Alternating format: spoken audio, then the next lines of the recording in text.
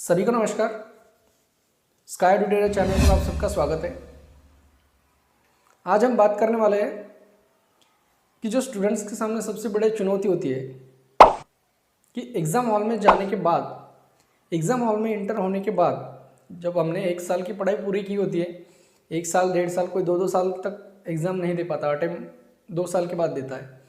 तो इस 1 साल या 2 साल की मेहनत के पश्चात जब हम एग्ज़ाम हॉल में इंटर करते हैं तो सबसे बड़ी चुनौती जो होती है, सबसे बड़ी दिक्कत जो होती है वो होती है कि स्ट्रेस मैनेजमेंट, कि हम अपने स्ट्रेस को कैसे मैनेज करें। क्योंकि आपको पता होता है कि मैंने तो बहुत सारी मेहनत की है, बहुत अच्छी तरीके से पढ़ाई की है, बट जो क्वेश्चन पेपर में मेरे सामने आने वाला है उस क्वेश्चन पेपर में कौन से किस प्रकार के क्वेश्चन आएंगे ये मुझे पता नहीं है। अगर एक भी नहीं आया तो ऐसे आपके निगेटिव थिंकिंग आपके माइंड में चलता रहता है। इससे क्या होता है, आपका स्ट्रेस लेवल जो है वो बढ़ जाता है। इसका निगेटिव इम्पैक्ट ये पड़ता है कि जिस सकारात्मक ऊर्जा से आपको उस हॉल में परफॉर्मेंस करना था, उस सकारात्मक परफॉर्म को आप नहीं कर पाते। क्या रीज़न है? क्योंकि आपने पहले ही सोच लिया कि मैंने तो पढ़ाई की है, 1 साल 1.5 साल की है, बट पता नहीं कौन से क्वेश्चन आएंगे। इसको फॉरगेट करो यार, इसको भूल जाओ। पढ़ाई को नहीं भूलना है। मैं ये बोल रहा हूँ कि जो आने वाला पेपर है वो तो सबके लिए सेम होगा, राइट? वो आप ही के लिए थोड़ी है, सभी के लिए सेम होगा। तो जब वो क्वेश्चंस पेपर आपके पास आ जाता है तो उस क्वेश्चंस पेपर आने के बाद हम क्या अपनी रणनीति अपनाएं या क्या हमें करना चाहिए एग्ज़ाम हॉल में, ये हम बात करेंगे। देखिए, जब भी आपके पास एक एग्ज़ाम हॉल में वातावरण रहता है, थोड़ा सा स्ट्रेसपूर्ण रहता है, तनावपूर्ण थोड़ा सा वातावरण उसमें रहता है, लेकिन उस तनाव को हम कैसे मैनेज कर सकते हैं, तो उसको हमें मैनेज करने के लिए क्या करना होता है पता है। जैसे फॉर एग्जाम्पल एक आपके सामने किसी एक स्टूडेंट के पास एक क्वेश्चन पेपर आ गया, वो गलती क्या करेगा? गलती ये करेगा कि क्वेश्चन पेपर को खोलेगा, उसको ओपन करेगा, ओपन करने के बाद पहले क्वेश्चन से पढ़ेगा, उसको सॉल्व करना शुरू कर देगा। वो जैसे ही 1-2 क्वेश्चन जाएगा आगे, उसको थोड़ा सा लेवल टफ मिलना शुरू हो जाएगा। इससे क्या हो जाएगा, उसका जो स्ट्रेस है वो स्ट्रेस और ज़्यादा बढ़ जाएगा। मतलब आगे जो उस क्वेश्चन पेपर में सिंपल क्वेश्चंस है, वो सिंपल क्वेश्चंस में भी वो गलती कर देगा और आने वाले प्रश्नों को भी क्या कर देगा, वो रॉन्ग कर देगा। देखिए, पेपर सेट करने वाले जो एग्जामिनर होता है ना, उसका माइंडसेट बहुत ही गजब होता है। देखिए, उसको पता है कि किसी भी हालत में अगला जो कॉम्पिटिटर है या अगला जो बच्चा है, स्टूडेंट है, उसको हमें किसी भी तरह से फंसाना है। तो वो क्या करेगा, पहले के जो 10 क्वेश्चन है उस 10 क्वेश्चन को इतना टफ बना देगा कि आप आगे के जो सिंपल क्वेश्चन है वो कर ही नहीं पाओगे, क्योंकि आपने सारा दिमाग जो है, पूरा स्ट्रेस जो है, पूरा फोकस जो है वो 10 क्वेश्चंस पे लगा दिया जो आपको आ ही नहीं रहे, राइट? और आपको लग रहा है कि यार अब तो सारा पेपर पूरा टफ ही है, और आप उन 10 क्वेश्चंस के आधार पर एग्जाम हॉल के बाहर आकर बोलते हो कि यार क्वेश्चन वाज सो टफ, बहुत टफ था क्वेश्चन पेपर। टफ नहीं था, आपकी स्ट्रैटेजी गलत थी, आपकी रणनीति गलत थी। आपको जिस प्रकार से उस क्वेश्चन पेपर को सॉल्व करना चाहिए था एग्जाम हॉल में, आपने उस प्रकार से नहीं किया। आपने उस स्ट्रैटेजी को, उन स्टेजेस को फॉलो नहीं किया है।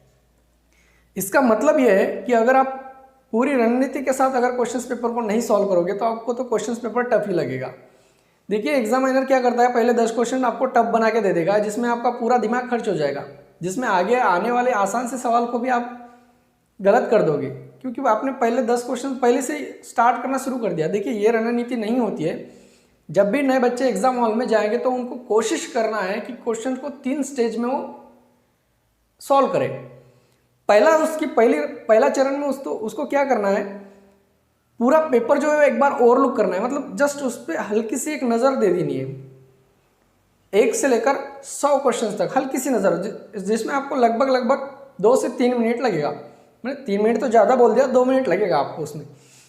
इससे क्या हो जाएगा, जब आप एक बार ओवरलुक कर लोगे पेपर को तो आपको पता लग जाएगा कि यार हाँ, ये क्वेश्चन मेरे फेवर के है, इतने क्वेश्चंस में अटेम्प्ट कर पाऊंगा, इतना अंदाज़ा आपको लग जाएगा। आपको जब अंदाज़ा लग जाएगा कि मैं 30+ 40+ क्वेश्चंस को कर पाऊंगा आसानी से, इससे क्या हो जाएगा, आप स्टेबल हो जाओगे।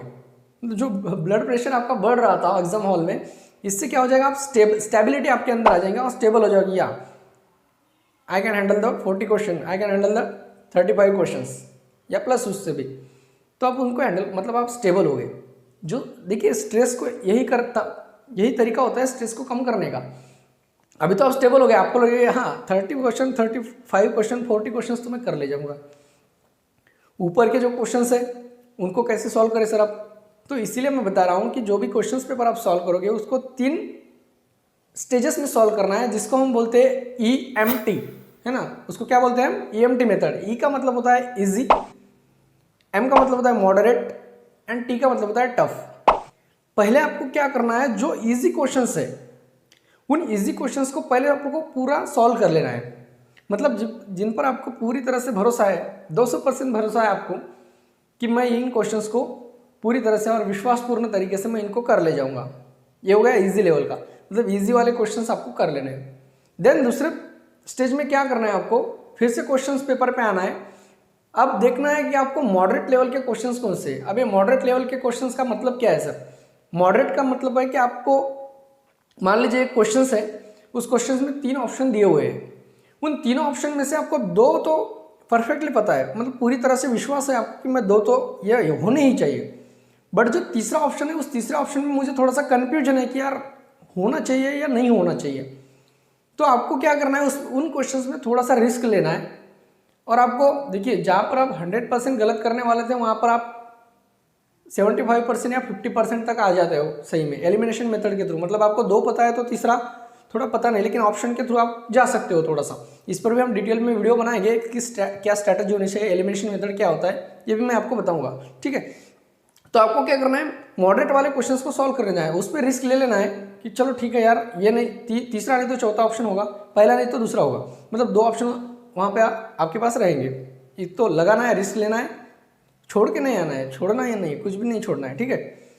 देन आपको क्या करना है, टफ लेवल। अब ये क्वेश्चंस क्या होते हैं, ये सभी के लिए टफ होते हैं, ये आप ही के लिए टफ नहीं होते, ये किसी को भी नहीं आता है, क्योंकि कंपटीशन इन्हीं प्रश्नों पर है। Moderate and tough level, easy level के तो क्वेश्चन सबको आ जाएंगे, but moderate and tough level के क्वेश्चंस को अगर आप कर ले जाते हो, इसमें अच्छी रणनीति बनाकर अपनी स्ट्रैटेजी बनाकर कर ले जाते हो, तो आप प्रतिस्पर्धा में एक स्तर उच्च चले जाओगे, है ना। मतलब आपकी रिजल्ट आने की संभावना और ज़्यादा बढ़ जाएगी।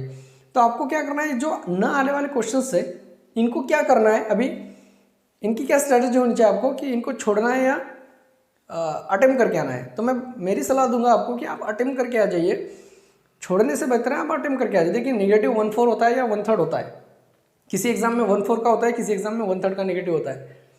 आपको वहाँ पे 4 सवाल गलत करने पर 1 सवाल का अंक जो होता है वो माइनस हो जाता है आपका। तो देख, आप छोड़ क्यों रहे हो, क्वेश्चन को छोड़िए मत, होगा तो लेवल में आओगे, नहीं तो एक अंक या 2 अंक आपको ज़्यादा ही मिल जाएगा उसमें। तो कुछ भी नहीं छोड़ना है, तो आपको इस प्रकार से चलना है, इजी, मॉडरेट एंड टफ, ठीक है। इन 3 स्टेज में आपको क्वेश्चन पेपर को सॉल्व करना है। अगर आप बैठो, गलती क्या करते हो, आप क्वेश्चन पेपर को खोलते हो पहले क्वेश्चन से, फर्स्ट वाला, सेकंड वाला, थर्ड वाला, फोर्थ वाला, ऐसे 100 तक चले जाओगे। इसमें आप तुक्का सिस्टम लगा रहे हो, तुक्का सिस्टम से आपका एग्जाम निकलने वाला है नहीं, क्योंकि कंपटीशन बहुत ज़्यादा है। स्ट्रैटेजी और बेहतर रणनीति से ही आप किसी एग्जाम को पास कर पाओगे, ठीक है। तो अभी हम अगले वीडियो में हमारा देखेंगे कि आपको एलिमिनेशन मेथड का क्या ट्रिक्स होता है, आपको किस प्रकार से क्वेश्चंस को अटेम्प्ट करना चाहिए, मतलब कौन से क्वेश्चंस में आपको ज़्यादा रिस्क लेनी चाहिए।